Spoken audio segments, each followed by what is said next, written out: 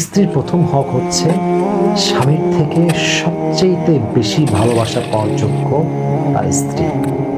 সন্তানের আগে, মায়ের আগে, বাবার আগে। ভাই, বিয়ের পরে বাবার হক পেছনে, মায়ের হক পেছনে, সন্তানের হক পেছনে, ইভেন ভাই বোন, আত্মীয় স্বজন, ফ্রেন্ড সার্কেল সবাই ব্যাক। সবার আগে আপনার জীবনের শেষ মুহূর্তে যখন পেছন ঘুরে তাকাবেন, দেখবেন যে পেছনে শুধুমাত্র বউটাই আছে, পৃথিবীর আর কেউ বেঁচে নেই। এটাই বাস্তব কথা। সন্তানও পর হয়ে যায়, ছেলেও পর হয়ে যায়, মাও পর হয়ে যায়। বাস্তব কথা হচ্ছে, আমরা ব্লেম করি আমাদের লাইফের সবচেয়ে বড় যন্ত্রণা হচ্ছে আমাদের বউ। আমরা ব্লেম করি আমাদের লাইফের সবচেয়ে বড় পেইন হচ্ছে আমাদের বউ। কিন্তু বাস্তব কথা হচ্ছে, খারাপ সময় আসলে, বিপদ আসলে সবার আগে, সবচেয়ে আগে যে আপনার যত্ন করতে এগিয়ে আসে তার নাম আপনার বউ, আর অন্য কেউ নয়। ঠিক কিনা বলেন?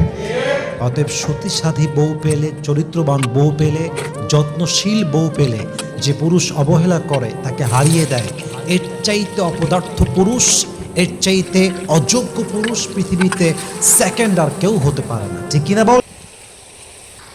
একজন স্বামী হিসেবে আপনি ট্রাই করবেন প্রত্যেক মাসে আপনার ওয়াইফকে যতটুকু আপনার সামর্থ্য আছে, as much as you can provide, যতটুকু পারা যায় আপনার স্ত্রীকে আপনি হাত খরচে একটা মাসিক অ্যামাউন্ট দিবেন। কেন দিবেন?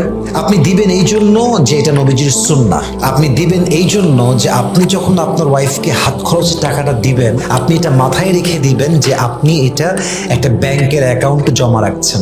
কারণ দেখবেন ওয়াইফ যা টাকা পায় সহজে খরচ করে না, সে জমিয়ে রেখে দেয়। দেখবেন স্বামীর থেকে টাকা নেয়, আবার টাকা জমিয়ে রাখে।